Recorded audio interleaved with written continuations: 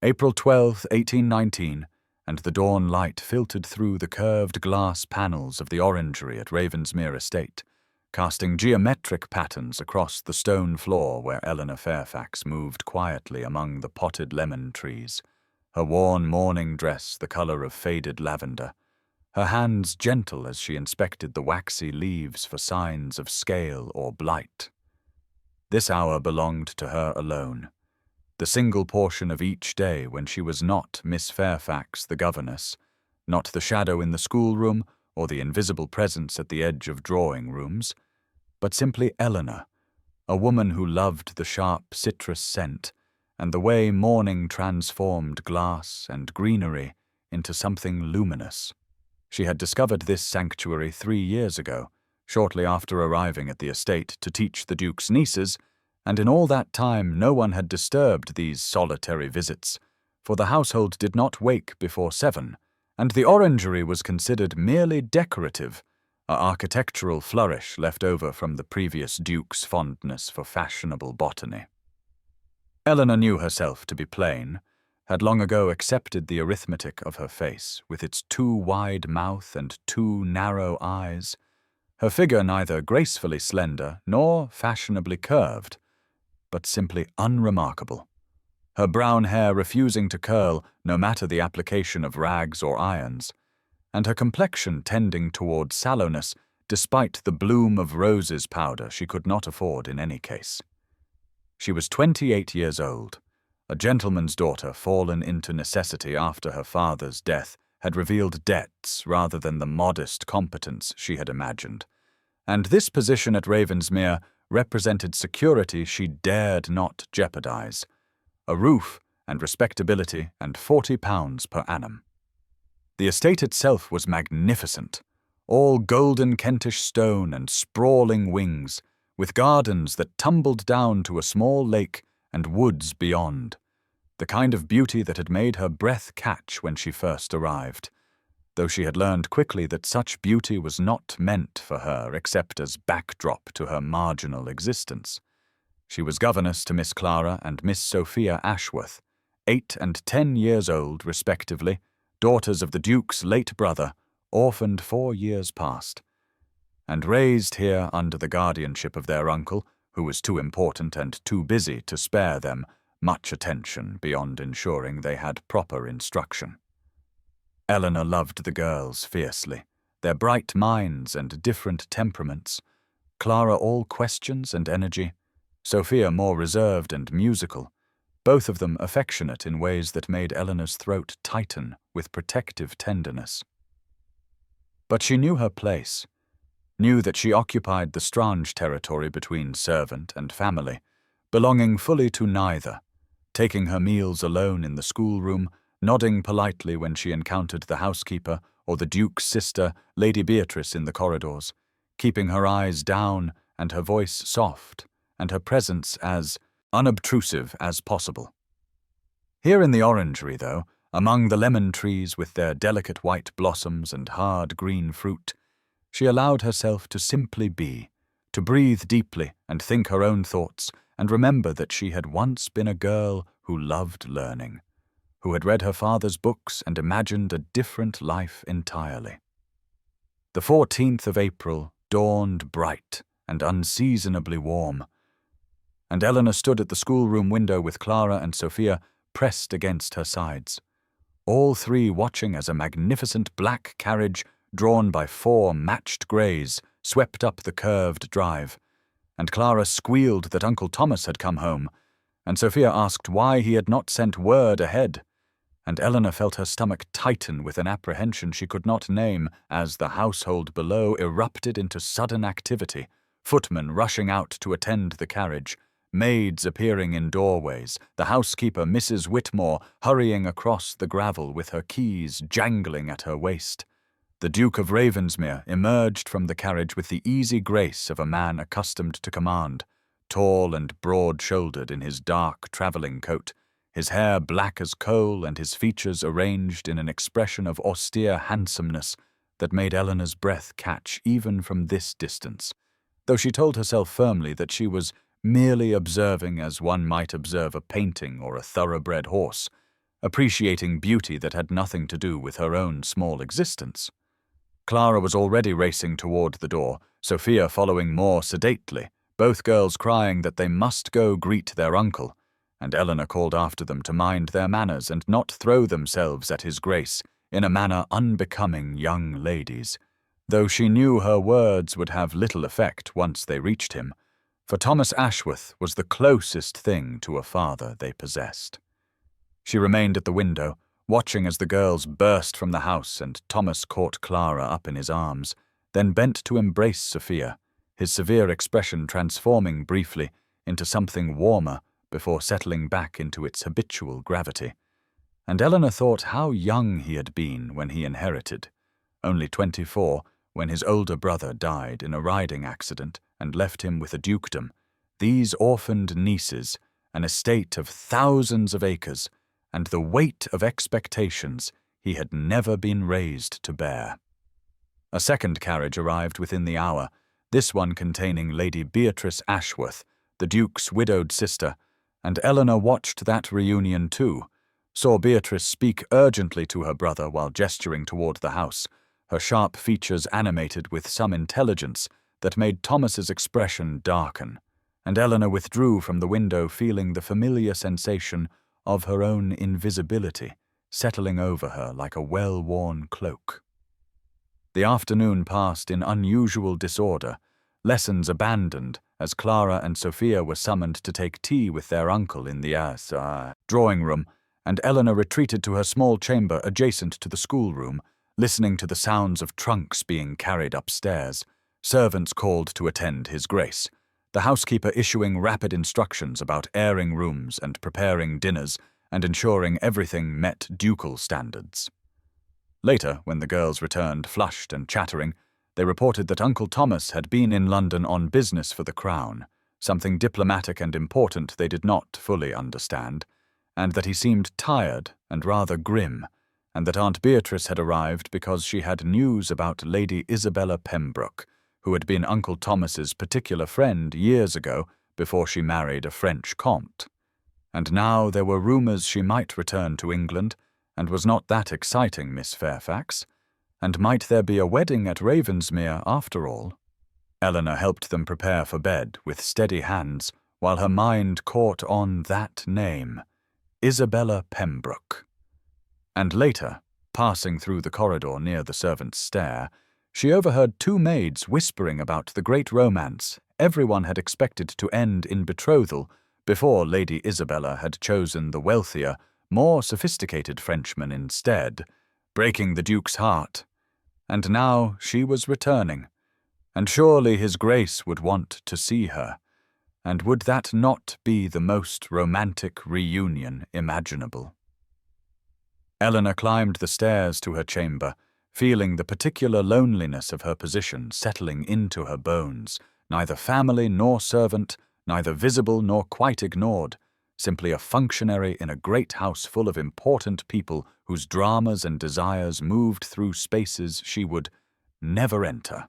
And now's the time to stop and subscribe to our channel. Every subscriber brings us closer to 1,000, which helps us keep these stories alive and coming your way.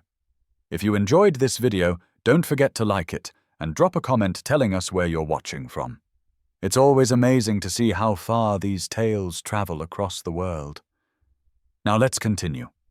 The library at Ravensmere occupied the entire east wing of the second floor, a magnificent room lined floor to ceiling with volumes bound in leather of every shade from deepest burgundy to pale cream, with tall windows overlooking the gardens and ladder-backed chairs positioned near the marble fireplace. And Eleanor entered on the afternoon of the 16th, carrying a list of texts she needed for the following week's natural history lessons, moving quietly as always, apologizing to the footman stationed at the door, though he barely acknowledged her presence. She had not expected to find anyone in residence at this hour, for the Duke would surely be occupied with estate business or entertaining his sister, but as she moved deeper into the room toward the section on scientific subjects, she heard the sound of drawers opening and closing with increasing frustration, and rounding the corner of a bookshelf, she discovered Thomas Ashworth himself standing before the large mahogany desk that dominated the center of the library, his coat discarded over a chair, his cravat loosened, papers scattered before him in apparent disarray. He looked up at her entrance, and for a moment they simply regarded each other, Eleanor frozen with the awareness of her intrusion into his private struggle. And then he straightened and offered a slight bow, his expression transforming from frustrated distraction into formal courtesy as he said, "Miss Fairfax, forgive me. I did not know you required the library this afternoon." She curtsied quickly, stammered that she merely needed to select a few volumes for the children's lessons and would not disturb him, but he waved away her apology and returned to his search, muttering something about his late brother's filing system being incomprehensible and estate documents vanishing into apparent nothingness when one most needed them. Eleanor moved to the natural history section, running her fingers along the spines, but found herself distracted by his presence, acutely aware of him in a way she had not been during the distant observation from the schoolroom window. For here in this enclosed space she could see the tension in his shoulders, the way he raked one hand through his dark hair in frustration. And she thought how alone he seemed despite all the servants and family surrounding him, how the weight of responsibility sat visibly upon him. She had located 2 of the 3 books she required when he spoke again, asking if she were familiar with the organization of the library, and she turned to find him watching her with an expression of cautious hope. And she admitted that, yes, she had spent considerable time here over the past 3 years and had developed some understanding of the collection. He asked, rather humbly for a duke, if she might know where his brother had kept documents related to tenant agreements, and Eleanor found herself moving to the desk, suggesting that the late Duke had favored a locked drawer in the lower right corner for matters of business, and Thomas dropped to one knee and discovered the drawer she indicated, producing a key from his waistcoat and opening it to reveal precisely the papers he sought. The relief on his face was almost boyish as he stood, thanking her with genuine warmth. And then his gaze fell upon the books she held, and he asked what subject the girls were studying. And when she explained that they were learning to identify and categorize local plant species, his expression shifted into something more animated as he moved past her to the shelves and retrieved a volume bound in green morocco, saying that this particular text by a botanist named Curtis contained excellent hand-colored illustrations and might prove more engaging for young minds than the rather dry, taxonomic approach of the book she had selected. Eleanor took the volume from his hands, their fingers not quite touching, and opened it, to discover he was absolutely correct. The illustrations were beautiful, and the text more accessible, and she looked up to thank him, and found him watching her with an intensity that made her breath catch before he seemed to recall himself, and stepped back, resuming his formal manner. She curtsied again, gathered her books, and retreated from the library with her heart beating strangely fast. And as she climbed the stairs to the schoolroom, she reminded herself firmly of all the reasons that brief exchange meant nothing at all, that dukes did not notice governesses except as functionaries, that she was the daughter of an impoverished curate with no beauty to recommend her, and no prospects beyond this position, which she must not jeopardize with foolish imaginings. But that evening, preparing the next day's lessons by candlelight in her small chamber, she found herself touching the green morocco binding of the book he had recommended, remembering the kindness in his voice, so different from Lady Beatrice's dismissive tones or the servant's polite indifference, and she allowed herself just a moment to wonder what it might be like to be seen, truly seen, by a man like Thomas Ashworth, before she closed the book and extinguished that dangerous thought along with her candle. Eleanor took her solitary dinner in the schoolroom, as she always did, a tray sent up by the kitchen containing simple fare that she ate while reviewing the next day's lesson plans. But on this evening of the 17th of April, her concentration faltered repeatedly as she listened to the sounds drifting up from below, the clink of fine crystal and china, the murmur of conversation and occasional laughter from the formal dining room where the Duke entertained his sister and presumably discussed matters far removed from verb conjugations and botanical classifications. Clara and Sophia arrived shortly after 8 to prepare for bed. Both girls flushed with the excitement of having been permitted to join the adults for the first course,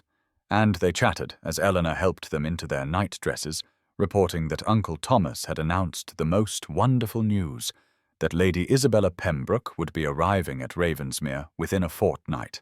and Aunt Beatrice had clapped her hands together and said it was about time, and Uncle Thomas had looked rather serious, but had agreed that, yes, Isabella's return to England was confirmed. Eleanor brushed Sophia's hair with steady strokes, while the girl speculated about whether Lady Isabella was as beautiful as everyone said, and Clara chimed in that Aunt Beatrice had told them Lady Isabella had been practically engaged to Uncle Thomas years ago before she went to France. And would it not be romantic if they married now, and might there be a wedding with cake and new dresses? Eleanor made appropriately neutral responses, settled both girls into their beds, heard their prayers, and extinguished all but one candle before retreating to her own small chamber adjacent to the schoolroom, where she sat on the edge of her narrow bed and felt the weight of information she had no right to find distressing. She rose after a moment and moved to her wash-basin, pouring cold water and pressing dampened hands to her face, catching her reflection in the small mirror and cataloguing once again the features she had long since accepted with resignation: the too wide mouth, the unremarkable brown eyes, the hair that was neither fashionably dark nor attractively fair, but rather a middling shade that defied description, the figure that was too tall and too angular to ever be called graceful. Through the walls she could hear the muffled voices of servants moving through the corridors, and then closer, right outside her door, the distinctive sharp tones of Lady Beatrice's lady's maid speaking to one of the housemaids, and Eleanor froze as their conversation carried clearly through the thin wood, the lady's maid saying that Lady Isabella's situation was indeed tragic, widowed after only 3 years of marriage to the Comte, who had been killed in some political violence, and the housemaid asking in hushed tones whether it was true about the great romance between her ladyship and the Duke, and the lady's maid confirming that, yes, everyone had expected a betrothal 5 years ago, the families were in complete agreement, but then the Comte had pursued Lady Isabella with continental sophistication and a larger fortune, and she had chosen him instead, breaking the Duke's heart so thoroughly that he had thrown himself into diplomatic service abroad for 2 years to recover from the pain of it. The voices faded as the servants moved on, but Eleanor remained standing motionless in her chamber, feeling something she had no right to feel, a peculiar ache in her chest that she recognized as the death of a hope she had not even consciously permitted herself to nurture. For what had she imagined? That a chance encounter in the library and a moment of kindness over a botanical text had meant anything at all beyond a duke being gracious to a servant in his household? She had learned long ago, in the years after her father's death when she had been forced to seek employment, that women in her position survived by accepting their place without complaint, by finding contentment in small mercies, by never ever allowing themselves to want what they could not have. As darkness settled fully outside her window, Eleanor wrapped a shawl around her shoulders and slipped quietly down the back stairs and out through the garden door, walking the gravel paths in the dusk, while the windows of the great house glowed behind her with warm light that seemed to emphasize her exile from such brightness, and she acknowledged to herself with brutal honesty that the flutter she had felt during that library encounter had been the beginning of something foolish and dangerous, and she crushed it now with deliberate force, reminding herself of every lesson she had learned about hope and its costs, and by the time she returned to her chamber and climbed into her bed, she had restored the careful resignation that had protected her for so long, though it seemed somehow heavier now and far less like protection than like loss. Eleanor woke on the morning of the 19th of April, with the heaviness of the previous evening still pressing upon her chest, and though she had resolved not to return to the orangery, not to seek out those moments of solitary peace that had become complicated by the memory of kindness she could not afford to treasure, she found herself rising in the darknesses before dawn, as habit compelled her, dressing in her plain grey morning dress and wrapping her shawl against the spring chill, and descending the back stairs while the house still slept in that peculiar silence that precedes the stirring of servants and the beginning of another day of duties. She told herself she would walk the kitchen gardens instead, but her feet carried her without conscious decision along the gravel path toward the glass structure that glowed faintly in the pre-dawn light. And when she opened the door and stepped into the humid warmth, fragrant with citrus and earth, she did not expect to find Thomas Ashworth standing among the potted lemon trees with his coat collar turned up against the cold he had evidently been standing in for some time, his dark hair slightly disordered, and his expression so unguarded in the moment before he noticed her presence that she saw clearly the exhaustion and something else, something like loneliness that mirrored her own. He turned at the sound of the door, and his entire countenance changed, relief flooding his features as he said her name, Miss Fairfax, with such evident gladness that she felt her careful defences tremble, and she curtsied and began to apologize for intruding upon his solitude. But he crossed the space between them quickly and said he had been walking the grounds since before midnight, unable to sleep, and had hoped she might come here as was her custom, and might they speak for a moment if she could spare the time. Eleanor found herself nodding, though every instinct warned her to retreat, and they moved by unspoken agreement to the small iron bench near the largest of the lemon trees, where the first pale light was beginning to filter through the glass panes above, and he asked after his nieces with genuine interest, and she found herself speaking more freely than she intended about Clara's progress in mathematics and Sophia's emerging gift for languages, about their different temperaments, and how she tried to nurture each girl's particular strengths rather than forcing them into identical molds. And as she spoke, she watched his face and saw that he was truly listening, not with the polite inattention of someone waiting for their turn to speak, but with focused attention that made her feel as though her words mattered, as though she mattered. He asked thoughtful questions, remembered details from previous conversations she had not realized he had attended to, and then he said something that surprised her, that his nieces were fortunate to have an instructor who saw them as individuals rather than merely pupils to be drilled in accomplishments, and she replied that surely all good teachers approached their charges thus, and he shook his head and told her of his own childhood education, the brutal tutors and rigid expectations, the sense that he existed only to fulfill his family's requirements, and never as a person with his own thoughts and feelings. And she heard in his voice an echo of her own experience of being unseen, and without thinking she said that, yes, she understood what it meant to be valued only for one's function, and never for oneself. The words hung between them in the warming air, more intimate than she had intended, and he turned to look at her directly, and she saw that his eyes were not the cold grey she had thought from a distance, but rather a complex shade that held both warmth and sorrow, and he said quietly that he suspected she understood a great many things that others missed,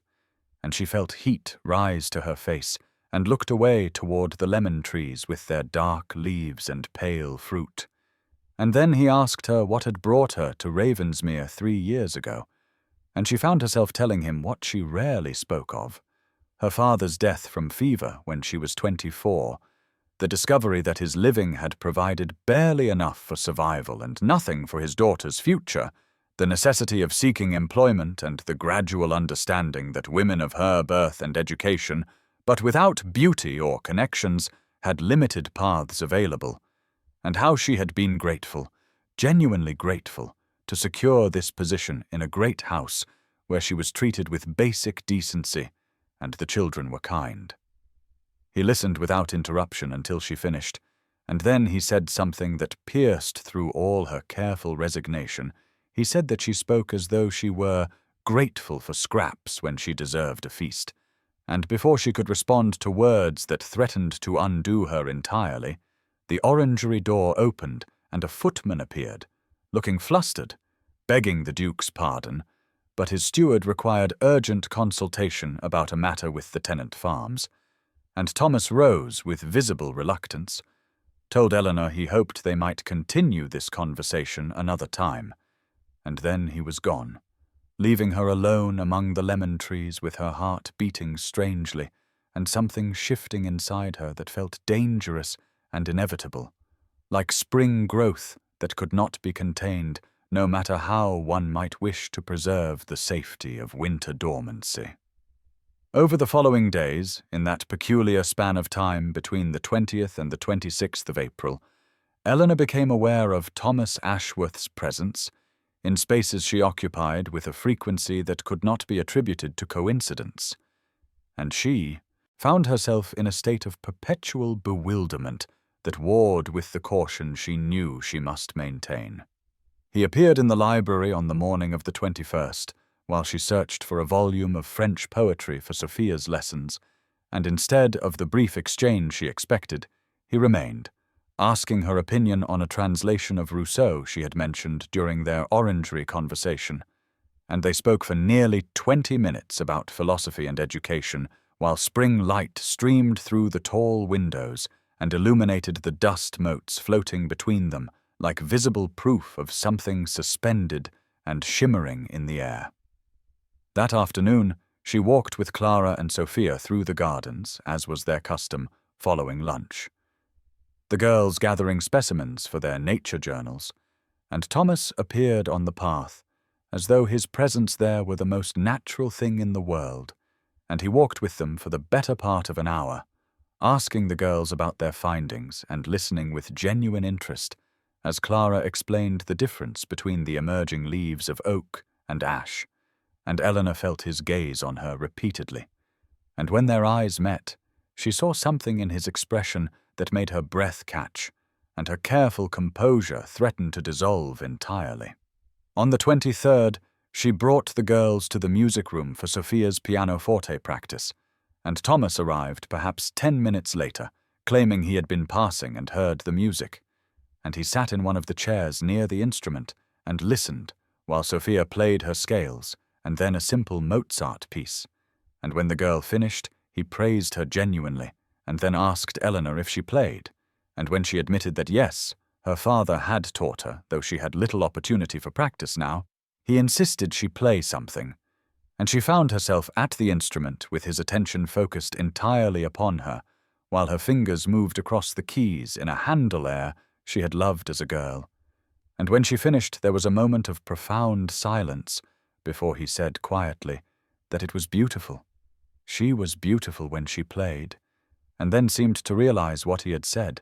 and looked away, and Eleanor felt heat flood her face and something dangerous bloom in her chest, despite every warning her mind issued. The conversations between them lengthened and deepened, moving beyond polite exchanges into territory that felt increasingly intimate. And he began to ask her opinions not just on books and education, but on matters of beauty and meaning, on what she thought made a life well lived,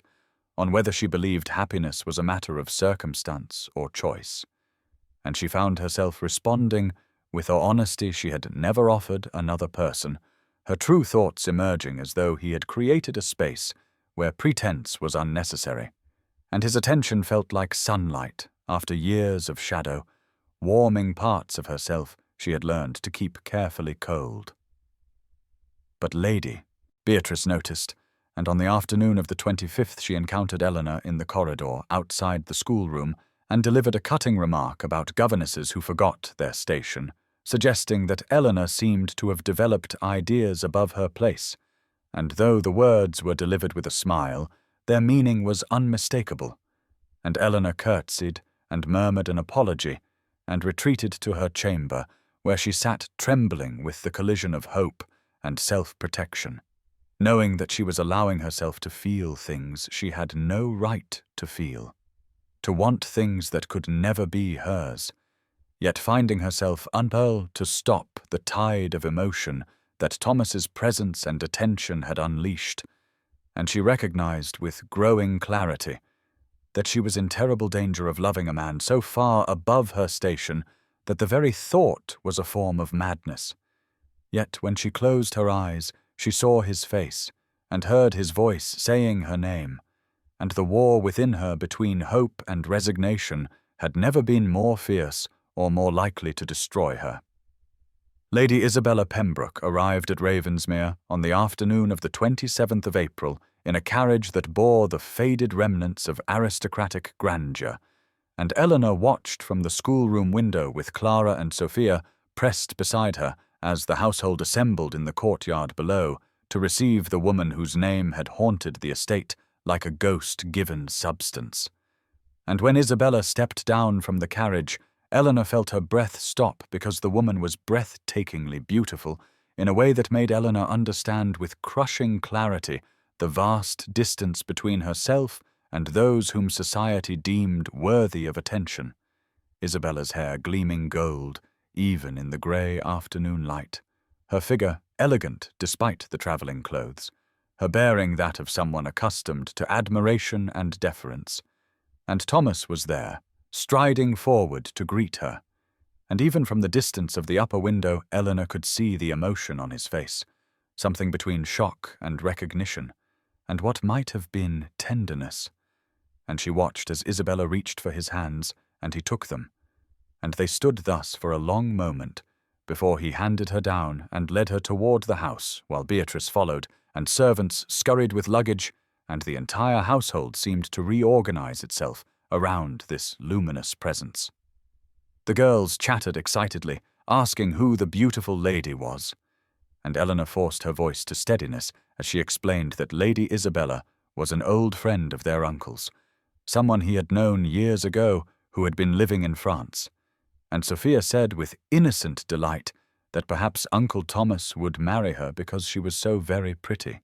and Eleanor felt something crack inside her chest, but she smiled and said that marriage was a matter for adults to decide, and they should return to their lessons, though she could not afterward remember what she taught them in the remaining hour before their supper. That evening, Eleanor took her solitary meal in the schoolroom, as always, but the sounds of the house below were different, animated conversation drifting up from the dining room where she knew Thomas and Beatrice dined with Isabella. And when Clara and Sophia returned from their own meal, they were full of whispered intelligence gleaned from the maids, speaking with the oblivious cruelty of children about how Lady Isabella had fled France because her husband had died and left her in a delicate condition, and Beatrice's maid had told the kitchen staff that Isabella had nowhere to go because her own family had disowned her for the scandal of bearing a child out of proper mourning, and surely the Duke would rescue her because everyone knew they had been attached years ago before she married the French comte, and Eleanor listened with her hands folded tightly in her lap and her face carefully composed,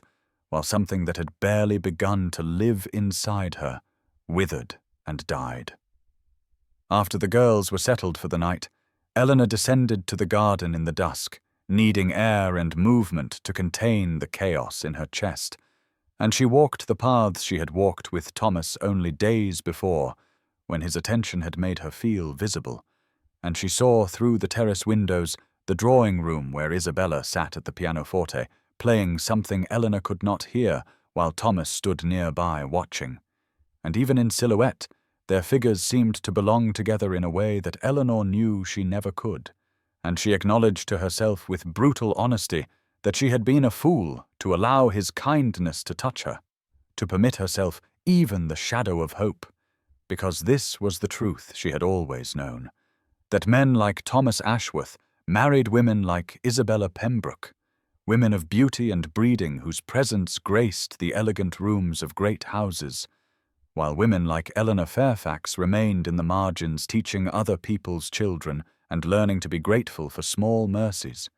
And the pain of this truth was sharper now than it had ever been, because for a brief span of days she had forgotten it, and now she must learn resignation all over again.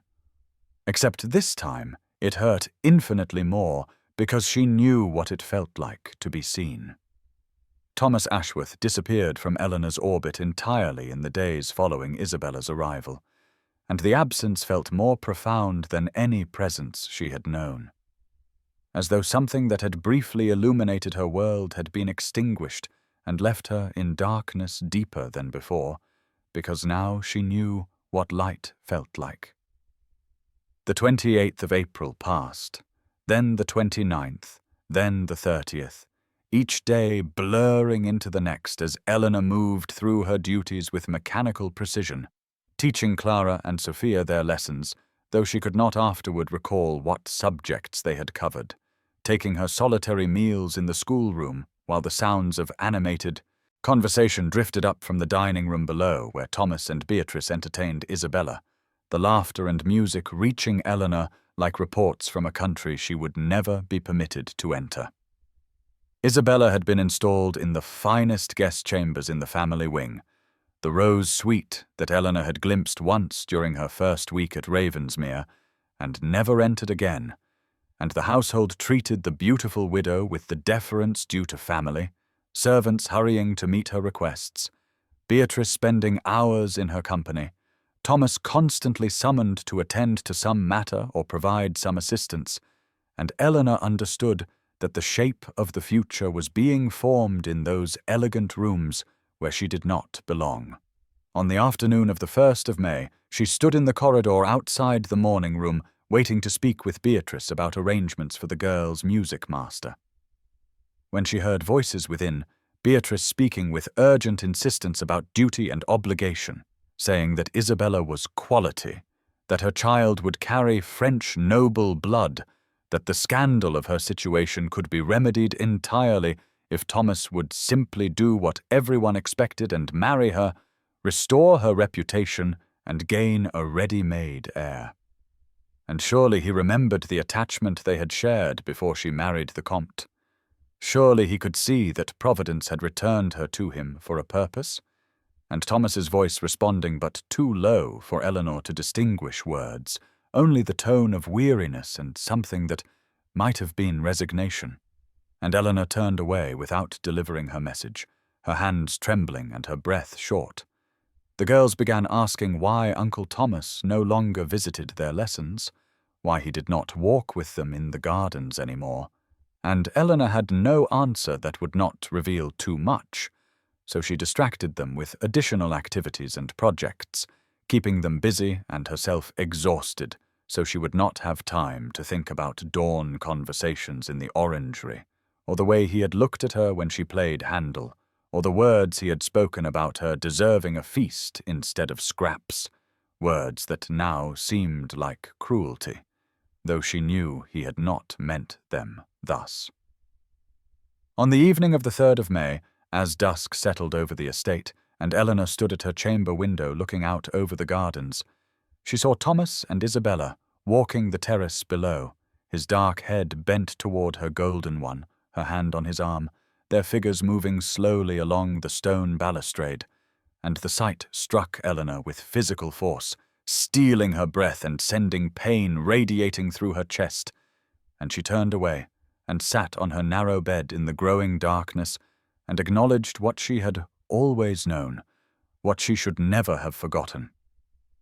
I am the story no one tells,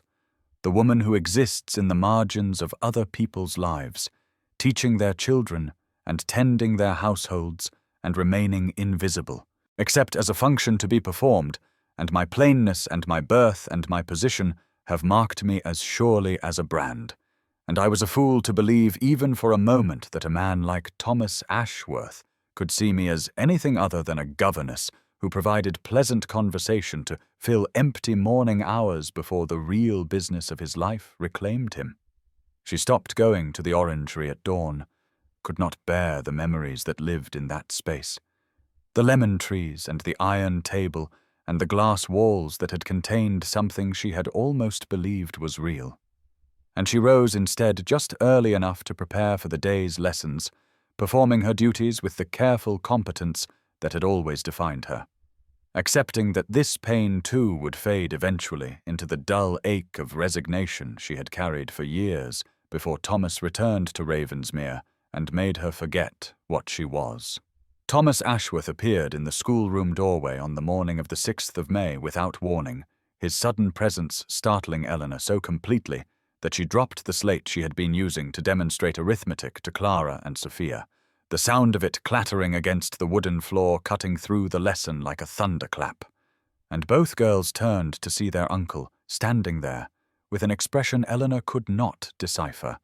something urgent and searching in his eyes that made her heart begin to pound against her ribs with painful force. He apologized for the interruption in a voice that seemed strained, asked if he might speak with Miss Fairfax privately for a moment,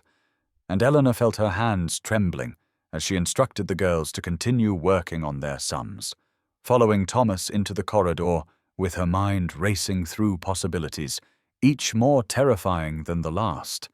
wondering if he had come to tell her she must leave because her presence complicated matters with Isabella, or perhaps to explain that he would be announcing his betrothal and wanted to inform her directly out of some misguided kindness. In the corridor he turned to face her, standing closer than propriety suggested, and she could see shadows beneath his eyes as though he had not slept properly in days. And he began speaking quickly, words tumbling over one another as he said he owed her an apology for his absence, that he had been managing complicated matters regarding Isabella's situation and his family's expectations, that he had not intended to simply disappear from her life without explanation, and his eyes searched hers with an intensity that made her breath catch because she had convinced herself she would never see him look at her this way again. He seemed about to say something more, something that made his whole body lean toward her with urgency, when the sound of footsteps on the stairs interrupted them and Isabella appeared at the landing, beautiful even in morning dress, her golden hair catching the light from the corridor windows, and she moved toward them with a smile that did not quite reach her eyes, placing her hand on Thomas's arm with familiar intimacy, and saying in her musical voice that she was so sorry to interrupt, but she desperately needed his assistance with a letter to her solicitor regarding the settlement he had so generously offered, and Eleanor watched as Thomas's jaw tightened, as something that might have been frustration or anger flickered across his face before he smoothed it into courtesy,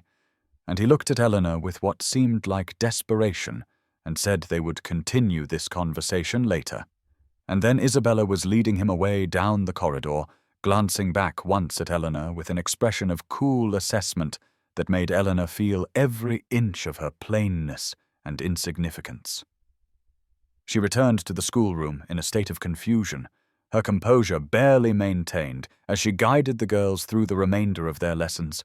her mind replaying every word Thomas had spoken, every nuance of his expression, trying to understand what it meant that he had sought her out, that he had looked at her as though her opinion mattered, as though her absence from his days had registered as loss, and she did not know whether to allow hope to kindle again or to protect herself against further pain. That evening, as dusk settled over Ravensmere, and Eleanor sat in her small chamber trying to focus on preparing the next day's lessons,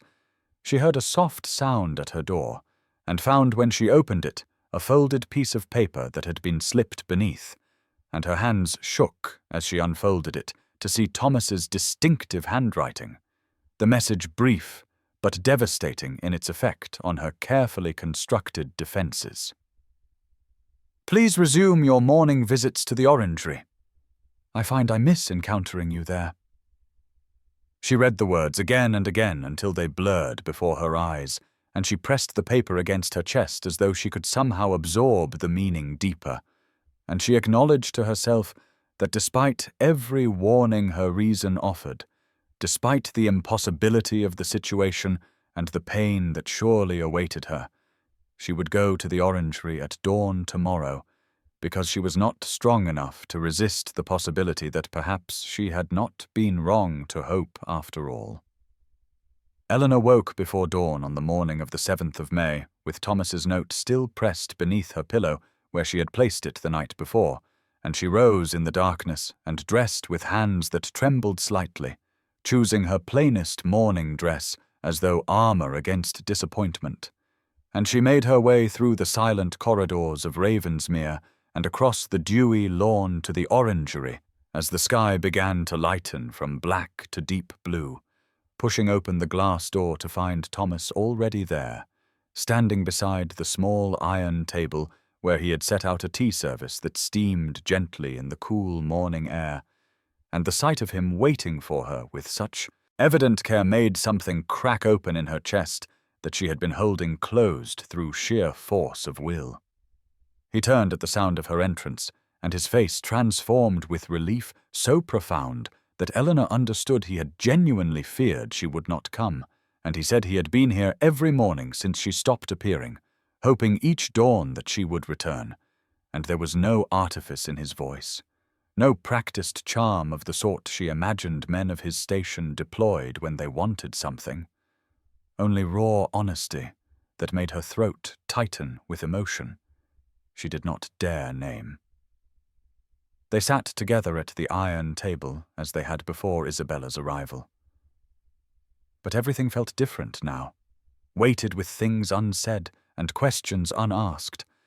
and Thomas poured tea for them both, with hands that were not quite steady, before he began to speak about feeling suffocated by expectations, by the assumptions everyone made about what he should do regarding Isabella's situation.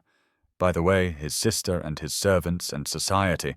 all seemed to have decided his future without consulting him about what he actually wanted.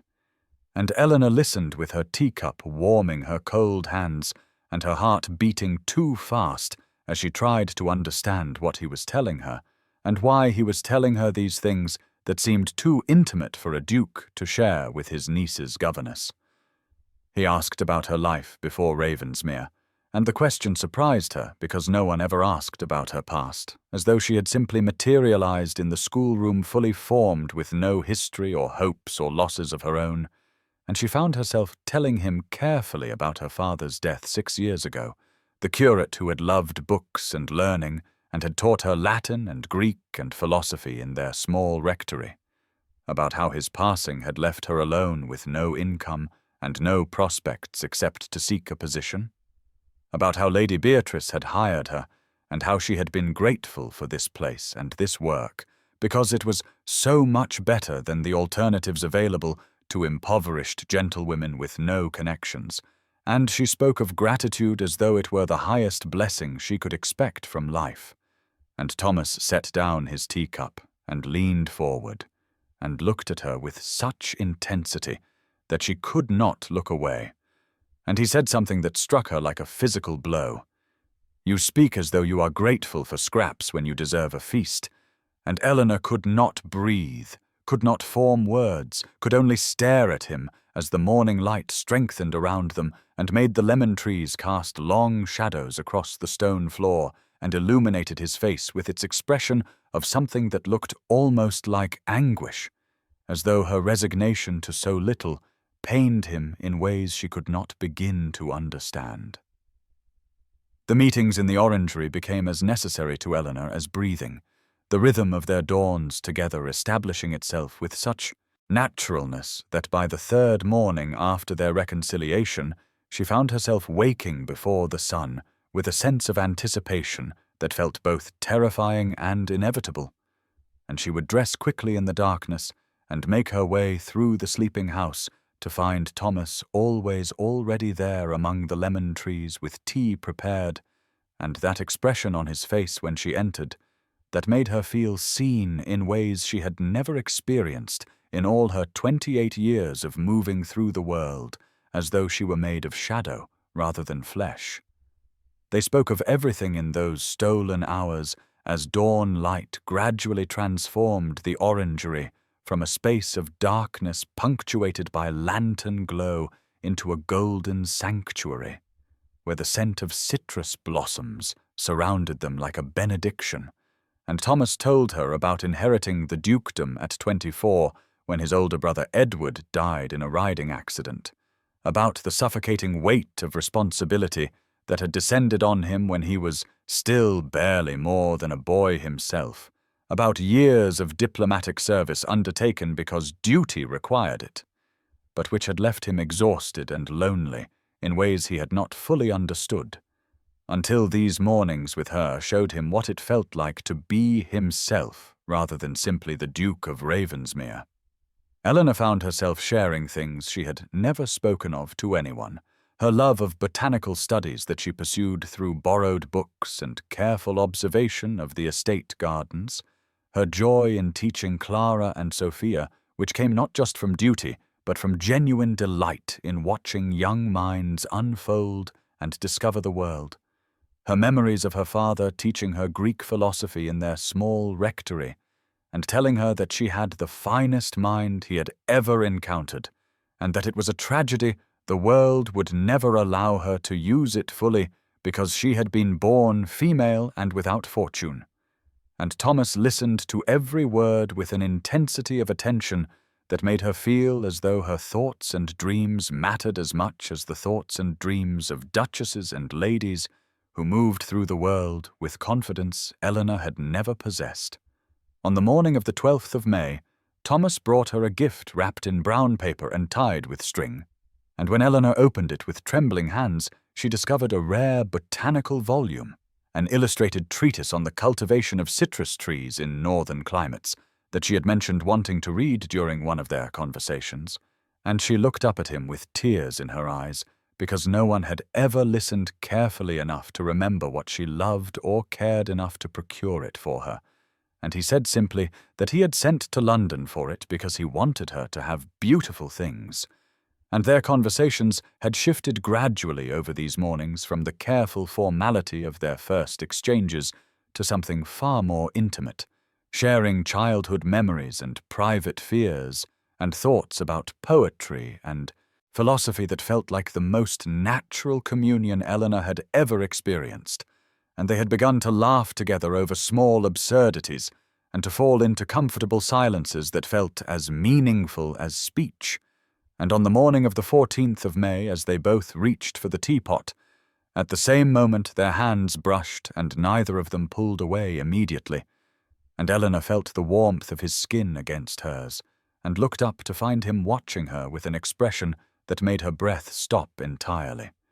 And the charge between them in that moment felt undeniable and vast, and more frightening than anything Eleanor had ever encountered, because she understood with sudden, devastating clarity that what was growing between them in this orangery at dawn was not friendship or kindness, but something far more dangerous.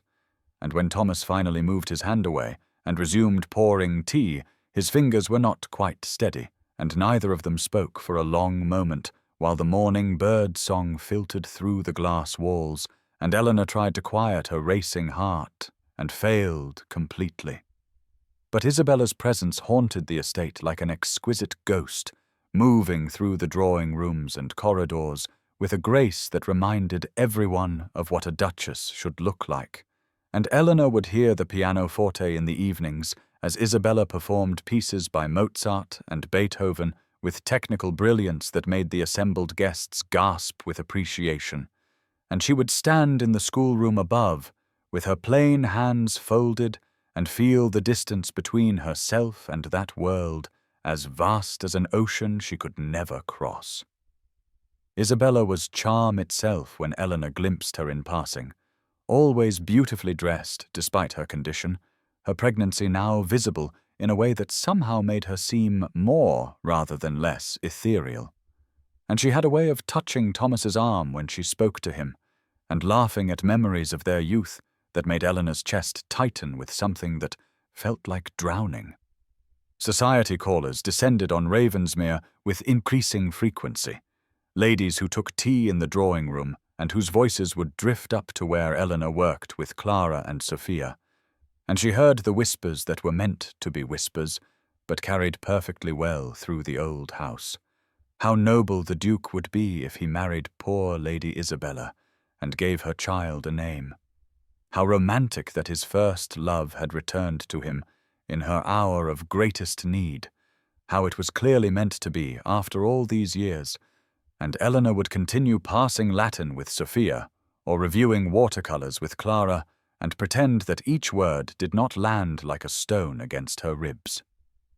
On the morning of the 20th of May, Eleanor descended to the library earlier than usual to retrieve a history volume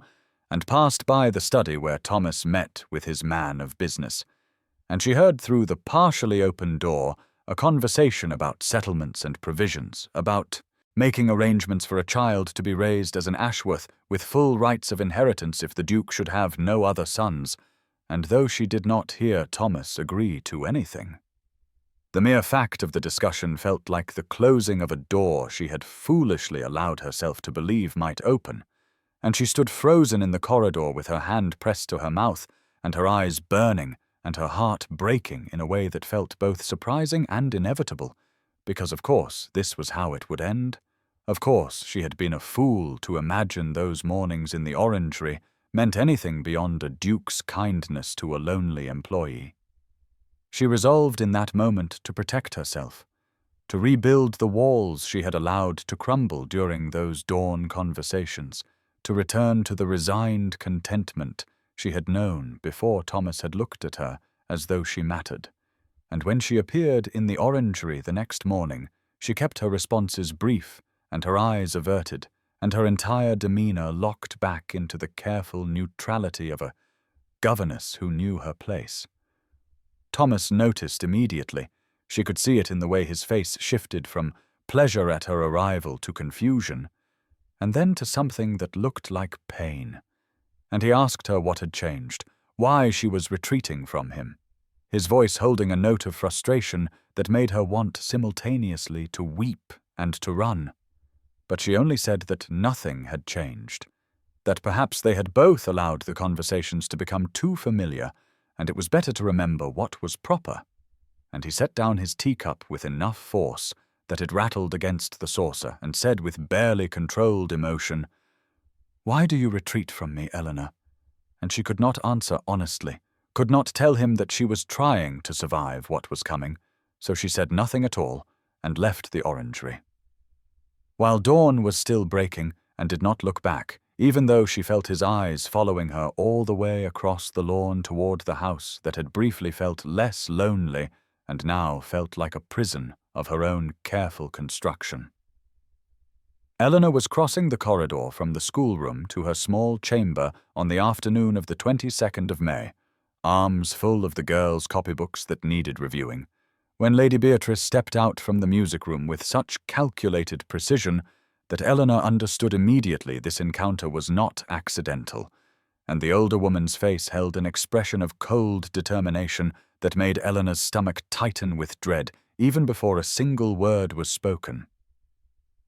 "You forget yourself, Miss Fairfax," Beatrice said without preamble, her voice low enough not to carry to the servants, but sharp enough to cut, and Eleanor stood frozen in the dim corridor with its dark panelling and portraits of Ashworth ancestors, looking down in judgment as Thomas's sister continued with the kind of surgical cruelty that only women of a certain class could deliver with such devastating efficiency. "My brother is a duke, one of the highest-ranking peers in England, and you are a governess, a woman without family or fortune or any claim whatsoever to a position in his world. And if you believe for one moment that his temporary kindness to you means anything beyond the sort of charity a good man might show to any creature in his household, then you are deluding yourself in ways that would be pitiable if they were not so grasping and inappropriate. Lady Isabella Pembroke is a woman of quality, born to one of the finest families in England, educated in accomplishments you could never hope to possess, and she is bearing a child who needs a name and the protection of a respected house, and it is my brother's duty to provide that protection through marriage, just as it has always been understood between their families." Beatrice took a step closer, and Eleanor could smell her perfume, something French and expensive that spoke of a world Eleanor would never inhabit, and the expression on the older woman's face held not anger exactly, but something worse, a kind of dismissive certainty that Eleanor was so far beneath consideration that this conversation itself was an act of condescension. "Your plainness and low birth make you invisible to men of his station, except as objects of charity or Christian duty, Miss Fairfax, and if you possess any dignity at all, you will remove yourself from situations where you might be mistaken for something you can never be, because the scandal you are courting through your presumption will not harm my brother in the end, but it will destroy you utterly and leave you without position or character or any hope of employment in a respectable house ever again." Eleanor stood perfectly still during this speech, her arms aching from the weight of the copybooks, her face carefully composed in the neutral expression she had perfected over years of enduring dismissal. And she said with a voice that did not shake, "I have never forgotten my position, Lady Beatrice, and I have never presumed anything beyond what has been freely offered." But Beatrice cut her off with a sharp gesture and said, "Then you will understand that what has been freely offered must now be freely declined if you have any care for my brother's welfare or your own survival in this world." And with that, she swept past Eleanor toward the drawing-room, leaving the faint trail of French perfume and the weight of her words hanging in the corridor like poison. Eleanor made her way to her chamber somehow, closed the door, set down the copybooks with hands that trembled only slightly, and stood at the small window looking out over the gardens where she had walked with Thomas just yesterday. And though she maintained her composure, she felt something breaking inside her that had already been cracked and now simply shattered under the weight of truth she had always known, but had foolishly allowed herself to forget. That evening she did not go to the orangery, despite knowing Thomas would be waiting, could not bear to see him, and pretend nothing had changed when everything had been laid so brutally bare. But as the sky darkened toward full night, she heard footsteps in the corridor outside her door, too heavy to be a maid, and then a quiet knock that she recognized immediately. And when she opened the door, Thomas stood there still dressed for dinner, with an expression of such concern and determination that she nearly closed the door again, simply to protect herself from what she knew was coming. "What has changed, Eleanor?"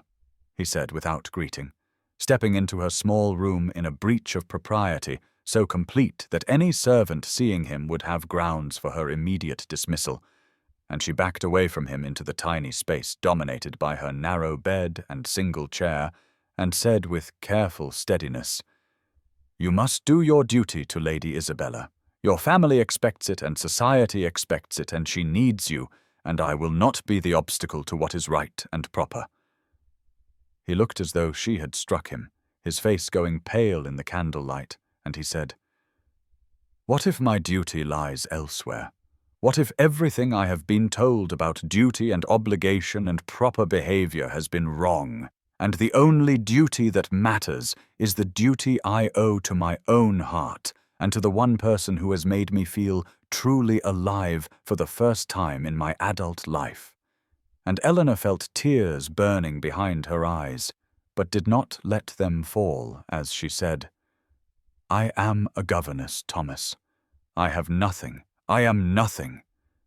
And he crossed the small space between them and took her hands and said with fierce intensity, "You are everything,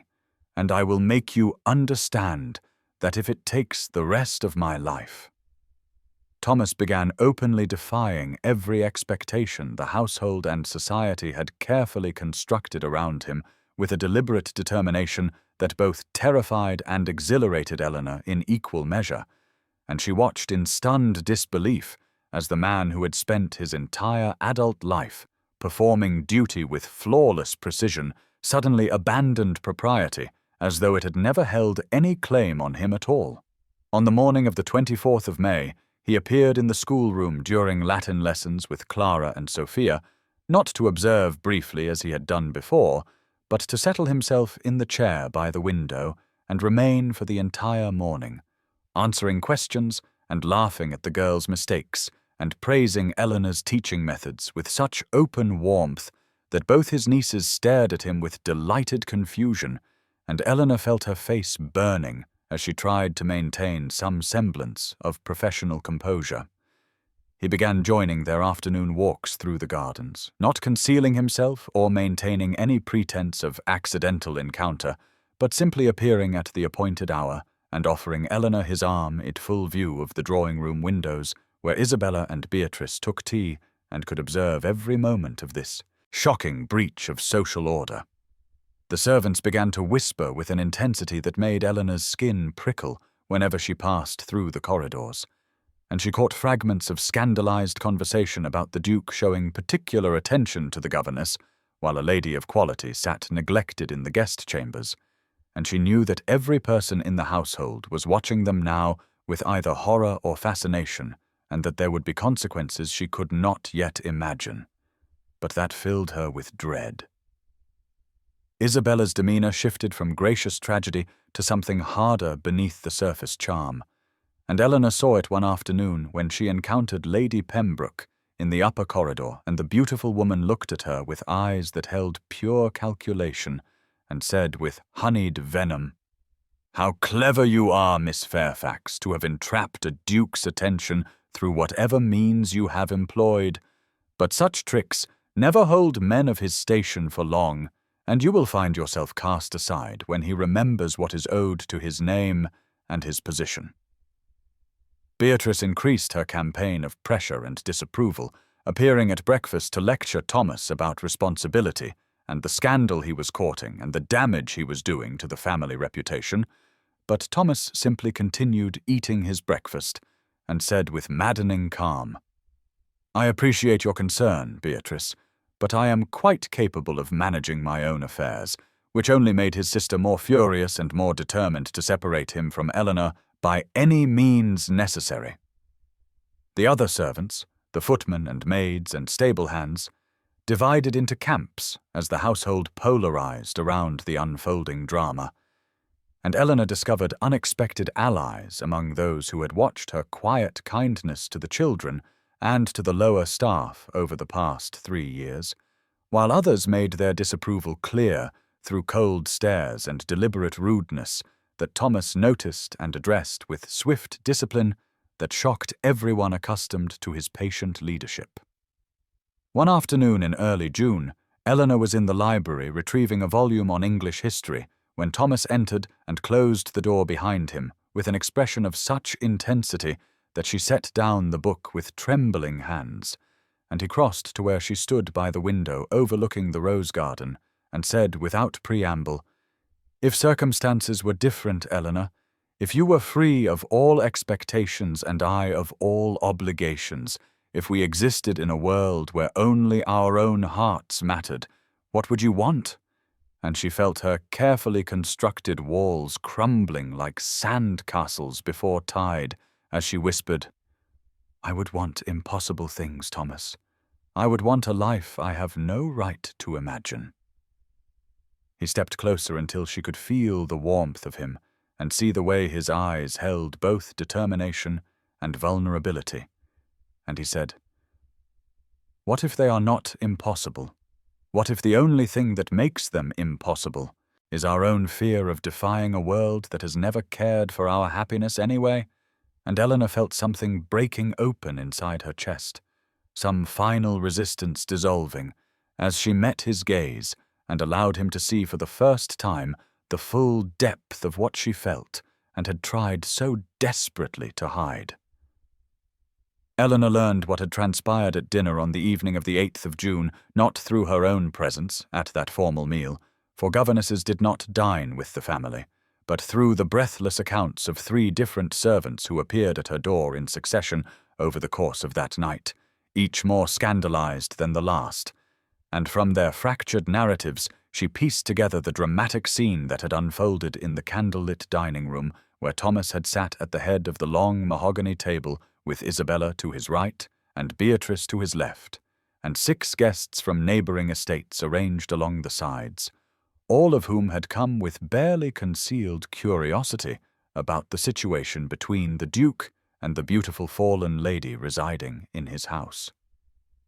Isabella had apparently waited until the fourth course, when wine had loosened tongues and the conversation had turned to matters of duty and family obligation. And then she had set down her fork with trembling hands and begun to weep with such artful despair that every eye turned to her, and she had spoken in a voice breaking with emotion about her ruined state and the cruelty of the Comte, who had promised her the world and then died and left her bearing his child with no protection and no future, and how she had come to Ravensmere in desperate hope, because she remembered the attachment she and Thomas had shared in their youth when their families had expected a betrothal that would unite two great houses. She had spoken of the shame she carried, and how she could not bear to burden Thomas any longer with her presence, and she announced with tragic nobility that she would leave on the morrow and face her disgrace alone and spare him the difficulty of her situation. And the servants reported that several of the female guests had been dabbing their eyes, and the men had looked grave and meaningful, and everyone had turned to Thomas expectantly, waiting for him to do the honourable thing and offer marriage to rescue this lady of quality from her desperate circumstances. But Thomas had simply sat in silence for a long moment, looking at Isabella with an expression the footman could not quite read, and then he had said in a voice perfectly clear and steady that carried to every corner of that dining-room, "I will provide for you and your child completely, Isabella, a house of your own choosing with sufficient income to live in comfort and respectability, and my protection such that no one will dare speak against you. But I will not marry you, because I do not love you, and you do not love me. You loved the Comte, and chose him over everything else, and I have recently come to understand what love truly is, because I have come to love another." The servants reported that the dining-room had erupted in shocked whispers and gasps, that Isabella's face had gone white with fury beneath her carefully maintained expression of tragic surprise,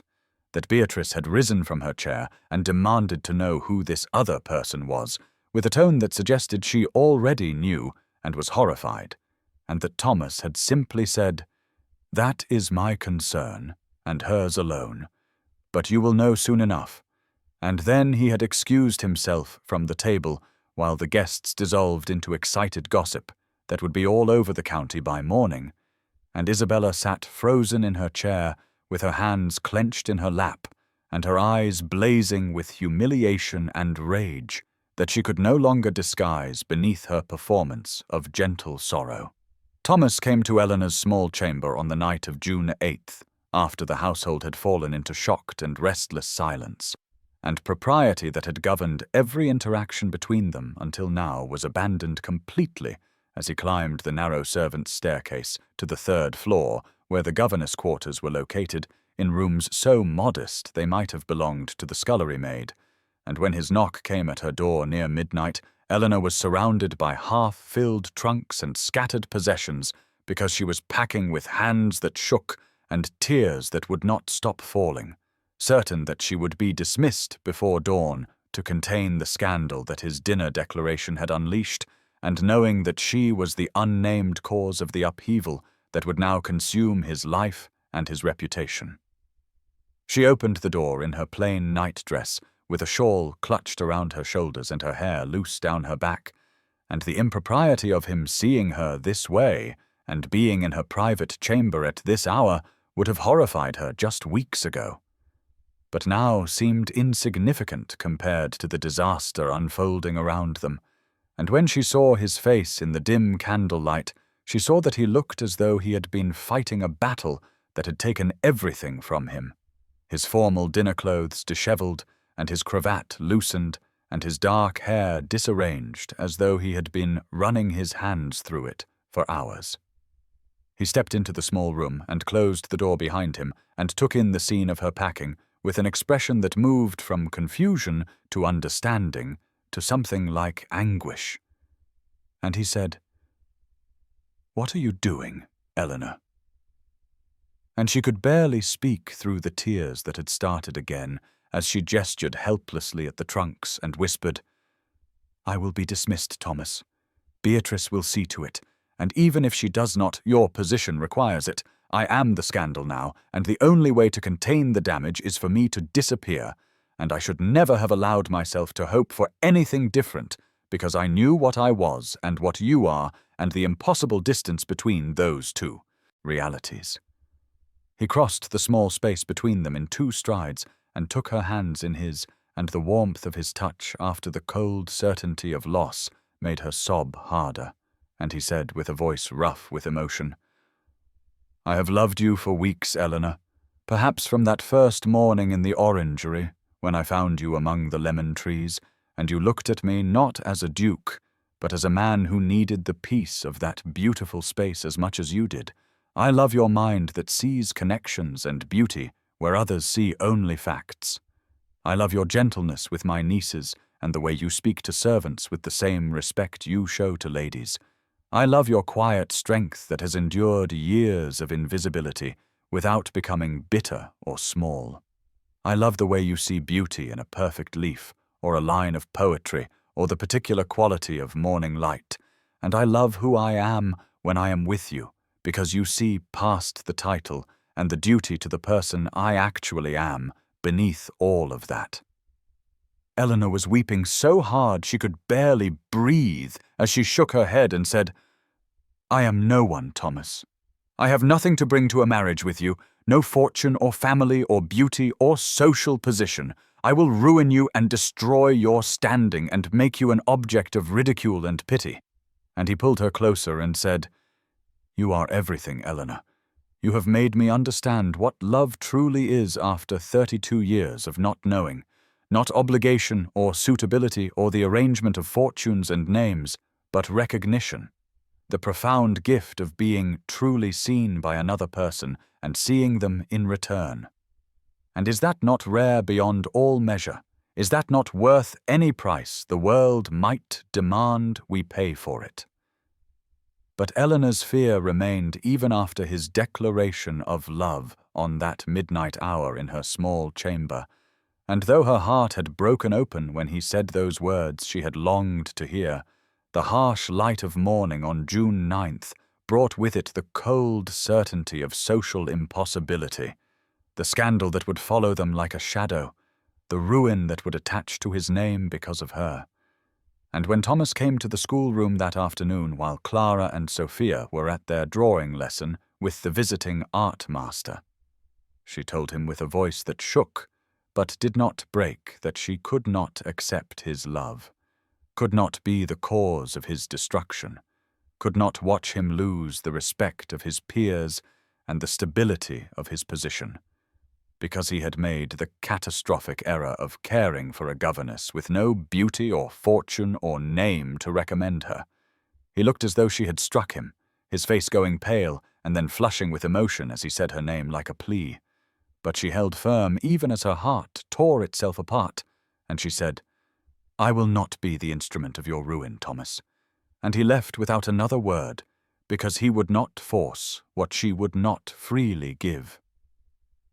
The days that followed were the most miserable Eleanor had ever known, worse even than the weeks after Isabella's arrival, because then she had been returning to familiar resignation, but now she was losing something she had briefly held and tasted and allowed herself to believe might be real. Isabella departed for the house in Sussex that Thomas had arranged for her on June 11th, but not before spreading poison wherever she went, telling anyone who would listen about the Duke's inexplicable and surely unnatural infatuation with a plain governess, who must have used manipulation or perhaps even witchcraft to ensnare him, suggesting that Miss Fairfax had calculatedly positioned herself in his path and played on his sympathy with false modesty and invented intelligence. The story spread through the county like fire through dry grass, and society turned the matter into delicious scandal, the fallen topic of every tea party and evening gathering, and callers came to Ravensmere on the flimsiest pretexts hoping to catch a glimpse of the governess who had somehow bewitched a duke. Beatrice cornered Eleanor in the corridor outside the schoolroom on the morning of June the 13th and delivered a cold ultimatum with eyes like flint. Leave quietly within the week, and I will provide a modest reference that allows you to secure another position, or be dismissed publicly with no reference at all, and face destitution, because I will not allow my brother to destroy himself over a woman so far beneath him that the match is an insult to everything our family represents. Eleanor agreed to go, because she had known from the beginning that this was how it would end, had tried to protect herself against exactly this outcome, and she began packing her few belongings with hands that trembled and eyes that would not stop producing tears, no matter how she tried to master them. Clara and Sophia wept when she told them she was leaving, clung to her and begged her to stay, and she held them and told them they had been the great joy of her 3 years at Ravensmere,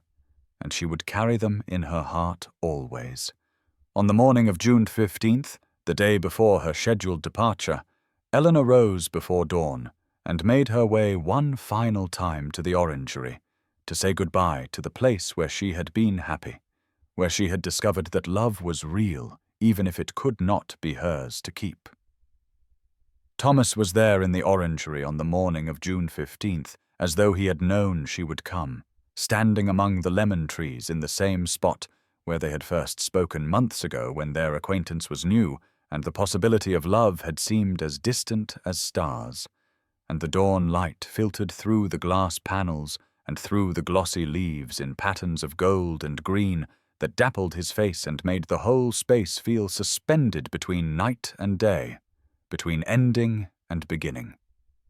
He looked as though he had not slept in the days since she had refused his love, his face drawn and shadowed with exhaustion, his dark hair dishevelled, and his clothing less immaculate than usual. And when he saw her enter through the door from the garden path, he did not move toward her, but simply stood watching her, with an expression of such raw longing and despair that Eleanor felt her heart crack open all over again, despite her determination to remain strong through this final goodbye. She stopped just inside the doorway with her shawl wrapped tight around her shoulders against the morning chill, and her hands gripping the fabric as though it could anchor her against the storm of feeling that threatened to sweep away the last remnants of her resolve. And for a long moment, they simply looked at each other across the space filled with plants they had both tended and loved, across the impossible distance between Duke and Governess that society insisted must remain unbridgeable. Then Thomas spoke, and his voice was rough with emotion and sleeplessness as he said, "I have spent my entire life doing what was expected of me, Eleanor, being who I was supposed to be according to the accident of my birth, and the responsibilities that came with it. My brother died when I was 24 years old, and I inherited a dukedom I had never been prepared for, and duty that weighed on me like iron, and I performed it faithfully because that is what one does. One carries the burden one is given without complaint, and without considering whether there might be any other way to live. But I have been half alive all these years, Eleanor, moving through days that blurred into each other without meaning or joy or any sense of actually inhabiting my own existence. And then I found you in this orangery one morning, and you looked at me as though I were simply a man who needed peace rather than a title that required deference. And slowly over these months you woke me from the sleep I had been living in. You made me remember what it feels like to be truly present in a moment, to laugh without restraint, to share thoughts that matter, to be seen for who I actually am beneath all the performance and expectation. I would rather face scandal with you, face society's judgment and gossip and withdrawal, face whatever consequences come from choosing love over duty, than live a lifetime of hollow respectability without you, going through motions that mean nothing with a woman I do not love, while knowing that the only person who ever truly understood me is somewhere in the world alone, because I was too cowardly to claim her. If you leave this morning, I will not stop you. I will not force what you will not freely give, but know this truth before you go. I will not marry another, not Isabella or any suitable lady my family might present. I will remain alone for the rest of my life, because you are the only person I have ever truly loved. And I would rather have the memory of what we shared in this orangery than a lifetime of comfortable lies with someone else. Eleanor felt the tears she had been fighting stream down her face as the walls she had built around her heart to protect herself from exactly this kind of hope crumbled completely, and she heard herself say in a voice that shook but did not break, "I love you, Thomas. I have tried so hard not to, because I knew it was foolish and impossible and could only lead to pain. But I love you beyond reason, beyond sense, beyond any consideration of wisdom or self-preservation. And if you truly mean what you are saying, then I cannot leave. I cannot walk away from the only real happiness I have ever known, even though I am terrified of what it will cost us both." Thomas moved then across the space between them that had felt like an unbridgeable chasm just moments before, and Eleanor found herself stepping forward as well, until they met in the center of the orangery beneath the canopy of lemon trees they had both tended with such care these past months, and then he was lowering himself to his knees on the stone floor in a gesture of such profound humility that Eleanor gasped and reached for him instinctively, though her hands were shaking so badly she could barely control them. The dawn had broken fully now, and golden light poured through the glass panels overhead and through the glossy green leaves to dapple them both in patterns of brightness and shadow. And Thomas looked up at her with his face transformed by hope and vulnerability, as he took both her hands in his and said, "Eleanor Fairfax, I am asking you to marry me, to become my wife and my partner in everything that life brings, to face with me whatever storms society throws at us, because I know in the deepest part of my soul that our love is worth any cost we might have to pay. I cannot promise you that the path ahead will be easy. I cannot tell you that there will not be those who judge you harshly, or who whisper cruel things, or who refuse to accept you as Duchess. But I can promise you that I will stand beside you always, that I will never regret choosing love over duty, that I will spend the rest of my life making sure you know how valued and cherished and seen you are. I offer you everything I have and everything I am, not the title or the estate or the position, though those come with me and will be yours as well, but rather this heart that has been sleeping for so long until you woke it, this life that had become hollow until you filled it with meaning, this self that had forgotten what it felt like to be truly known by another person. Will you marry me, Eleanor? Will you take this leap into the unknown with me and trust that love is enough foundation to build a life on even when the world tells us we are foolish?" Eleanor was crying in earnest now, tears streaming down her face as she looked at this man who was offering her not just marriage, but recognition, not just security, but partnership, not just a position, but love that saw her as she truly was. And she heard herself say yes in a voice that broke with emotion but was absolutely certain. "Yes, I will marry you, Thomas. Yes, with all my heart and soul, yes." He rose, then, and pulled her into his arms, and they held each other as the orangery filled with golden morning light that seemed to bless them. And Eleanor thought of how this space had been her sanctuary when she was alone and invisible, and how now it was becoming the place where her new life began, where love had been cultivated like the lemon trees around them, through patient tending and faithful care, until it bore fruit beyond anything she had dared to imagine. Their first kiss was tentative at first, Thomas cupping her face in his hands with such gentleness as though she were something precious that might break, and then deepening as years of loneliness and longing dissolved between them, and they discovered the taste and feel of each other with wonder, and when they finally drew apart, they were both breathless and smiling through tears. Thomas reached into his waistcoat pocket and drew out a ring that caught the light and sparkled with simple elegance, a band of gold set with a single perfect sapphire,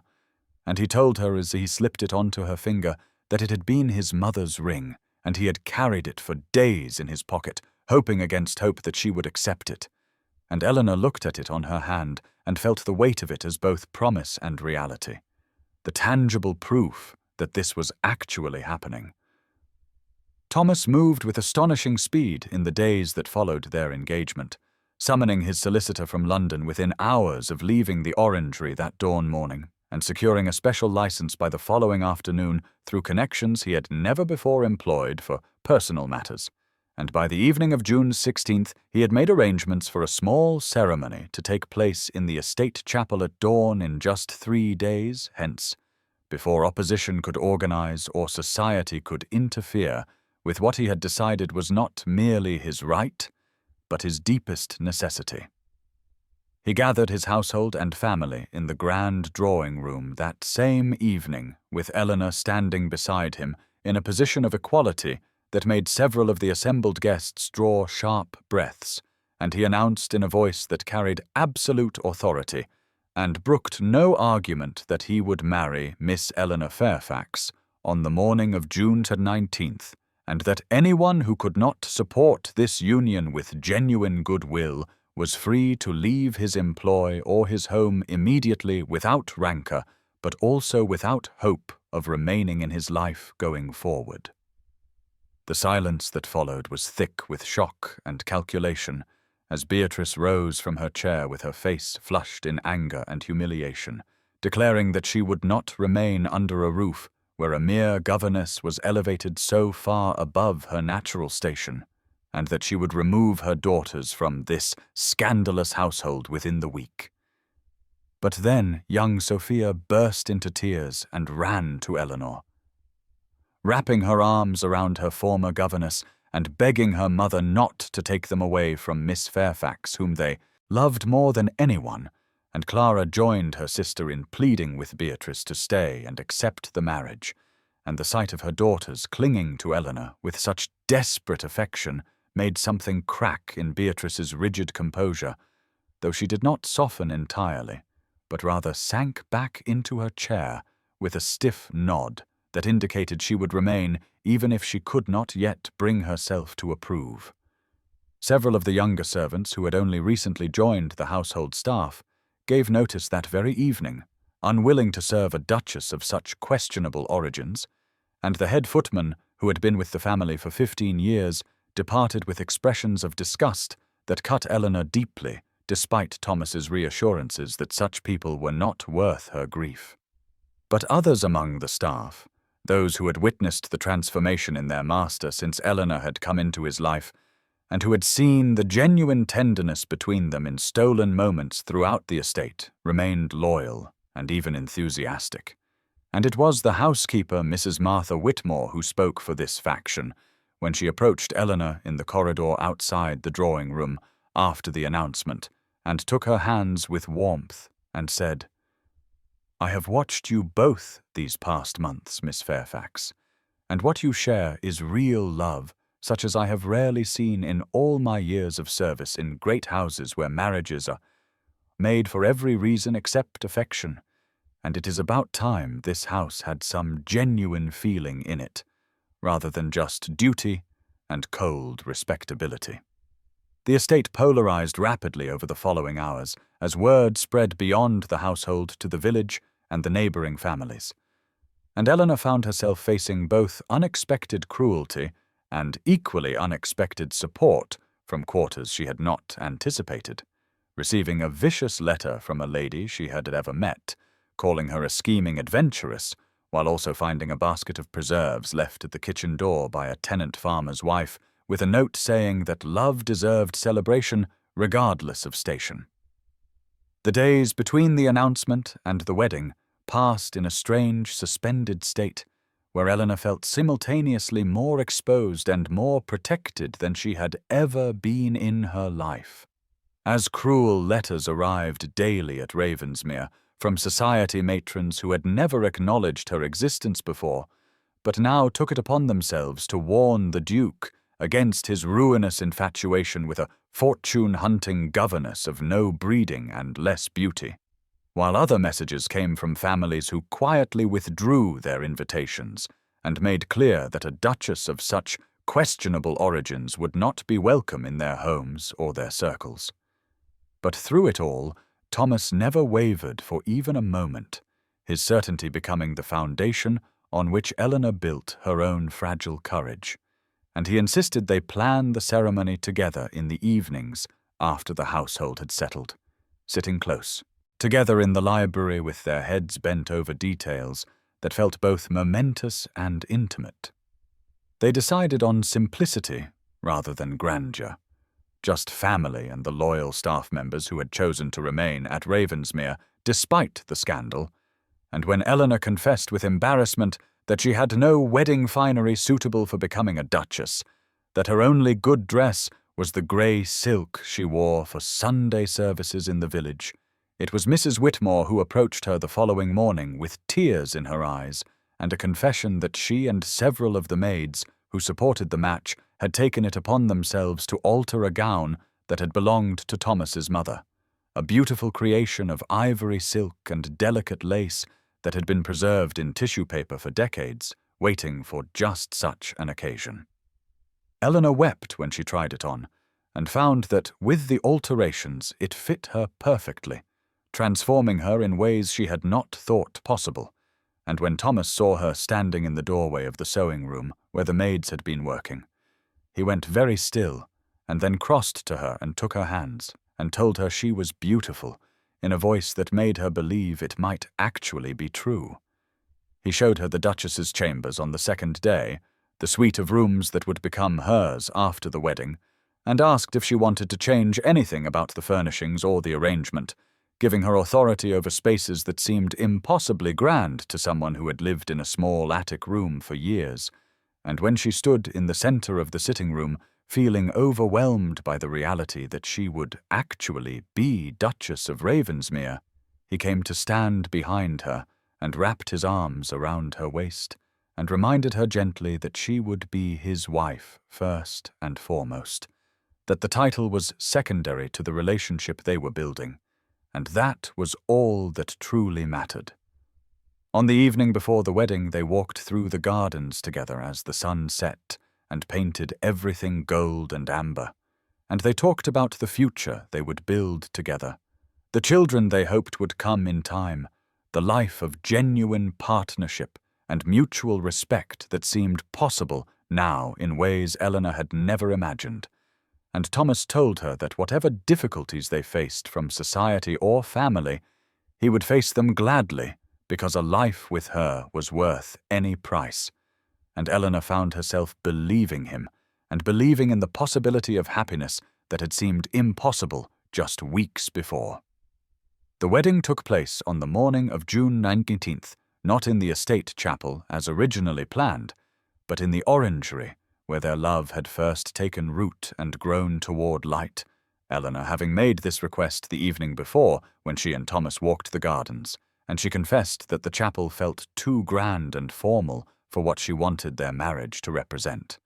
that she would rather speak her vows in the place where she had first allowed herself to hope, and where he had first seen her truly. Dawn was just breaking when the small gathering assembled among the lemon trees and climbing jasmine, the glass panels of the orangery catching the early light and scattering it in golden fragments across the brick floor, and the faces of those who had chosen to stand with them, despite scandal and social consequence. Clara and Sophia served as flower girls, dressed in white muslin with wreaths of roses in their hair, their faces alight with such pure joy that several of the assembled servants had to dab at their eyes before the ceremony even began, and the girls scattered petals along the narrow aisle between the potted trees with solemn importance. Beatrice stood near the front in a gown of severe grey silk, her expression still stony with disapproval, but her presence itself a concession that meant more than Eleanor had expected, and the loyal staff members who had remained at Ravensmere through the tumult of the past weeks filled the remaining space with their witnessing, Mrs. Whitmore most prominent among them, with tears already streaming down her weathered face.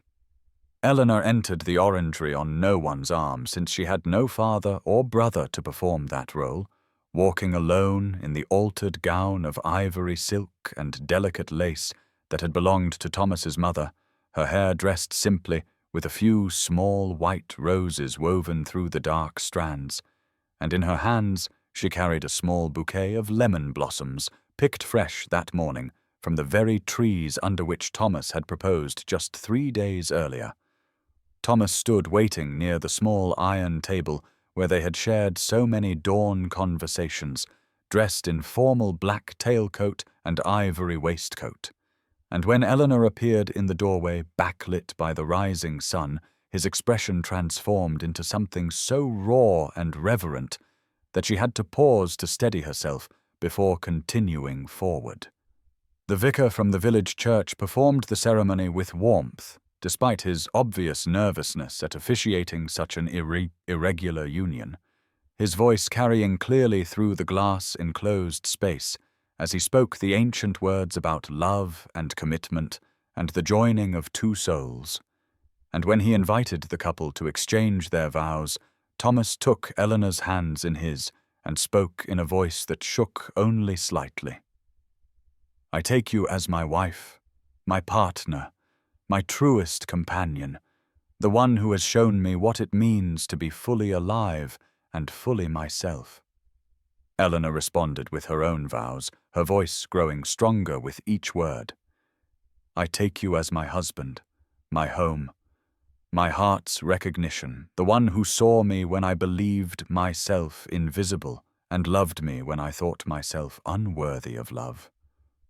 Thomas slipped his mother's ring onto her finger, where it had rested since the proposal, the gold warm and solid and real, and then the vicar pronounced them husband and wife, and granted Thomas permission to kiss his bride, and when their lips met in that sun-filled space surrounded by the scent of citrus blossoms and jasmine, it felt like the sealing of something that had been inevitable from that first morning months ago when a lonely duke and an overlooked governess had encountered each other among the lemon trees. The assembled witnesses cheered with genuine enthusiasm as Eleanor became the Duchess of Ravensmere, and even Beatrice was seen to dab at her eyes with a lace handkerchief, though she maintained her rigid posture throughout. The wedding breakfast took place in the morning room, where sunlight poured through tall windows and illuminated the simple but elegant arrangement that Mrs. Whitmore and the loyal staff had prepared in just 3 days, with white linens covering the long table and arrangements of roses and jasmine, creating pools of color and fragrance that transformed the everyday space into something that felt both festive and intimate. And though the gathering was small, it possessed a warmth and genuine joy that Eleanor suspected many grander society weddings lacked entirely. Clara and Sophia could hardly contain their excitement, the girls having abandoned all pretense of the dignified behavior their mother usually demanded as they pressed close to Eleanor on either side, and peppered her with questions about what it felt like to be a duchess now, and whether she would still teach them their lessons, and if Uncle Thomas would finally smile more often the way he had been doing these past weeks. And Eleanor answered each question with patience and affection, while Thomas sat beside her with his hand resting possessively over hers on the table, in a casual display of intimacy that would have been unremarkable in a common couple, but felt revolutionary coming from a duke who had always maintained such careful propriety. The loyal servants who had chosen to remain at Ravensmere, despite scandal and social pressure, served the breakfast with obvious pleasure, their faces reflecting a satisfaction that seemed to come from witnessing love triumph over the rigid expectations that governed their world as much as it governed the lives of their employers. And when Mrs. Whitmore stood to offer a toast, Her weathered face was wet with tears as she spoke in a voice that trembled only slightly, about how she had served the Ashworth family for 40 years and had seen both joy and sorrow within these walls, but that she had never seen anything quite so transformative as the love between the Duke and his new Duchess, how it had changed the very atmosphere of the house from one of cold duty to one of genuine warmth, proving that love could indeed transform a house into a home if the people within it had courage enough to choose authenticity over appearance. Thomas rose then to offer his own toast, thanking each person present by name for the courage it had taken to stand with them when society and expectation had demanded they turn away, acknowledging that loyalty in the face of scandal required a strength of character that he would not forget, and that he hoped to prove worthy of through the life he and Eleanor would build together at Ravensmere. And his voice carried such sincerity that several of the maids dabbed at their eyes with their aprons, while the footman stood straighter with obvious pride. Eleanor found herself rising as well, though she had not planned to speak, but the moment seemed to demand it as she looked around at the faces of those who had supported her transformation from invisible governess to duchess. And in a voice that grew steadier as she continued, she thanked them for their kindness and their faith, promising that she would work every day to be worthy of the position she now held, and to bring whatever good she could to Ravensmere and to the families who depended on the estate, speaking from her heart about her hope that this household might become a place where people were valued for their character rather than their rank, where love and loyalty mattered more than birth and beauty. Beatrice, who had maintained her stony silence through most of the breakfast, suddenly cleared her throat and spoke in a voice that lacked its usual sharp edge, admitting with obvious difficulty that her daughters loved Eleanor, and that such love was not given lightly by children who were generally quite discerning in their affections, and that perhaps she herself had been too harsh in her judgments, too quick to value convention over genuine feeling. And while she could not promise to understand the choice her brother had made, she could at least acknowledge that she had never seen him happier than he had been these past weeks. Eleanor accepted this olive branch with grace, rising to embrace her new sister with genuine warmth that seemed to surprise them both. And the day continued in this manner, with the tension that had marked the previous weeks gradually dissolving into something that felt almost like hope, as though this small gathering had created a pocket of possibility where the normal rules might be rewritten and where love might actually be enough to build a life upon. The morning suspended in golden light that seemed to bless their unlikely union and promise that perhaps impossible things could become real after all. The leaves had turned from summer green to amber and crimson by the time autumn settled over Ravensmere in October of 1819, and in those 6 months since the dawn wedding in the orangery, Eleanor had transformed from a hesitant new bride into a woman who moved through the halls and grounds of the estate with quiet confidence that came not from arrogance, but from the steady certainty that she was loved and that her presence mattered beyond what she had ever imagined possible in those grey days when she had been merely the governess nobody noticed.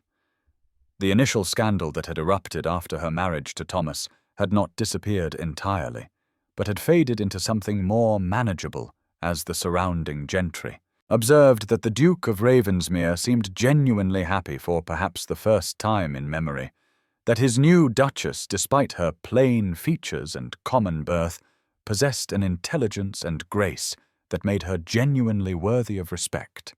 and that the household at Ravensmere had taken on an atmosphere of warmth and purpose that it had lacked during all the years when duty, rather than love, had governed its operations.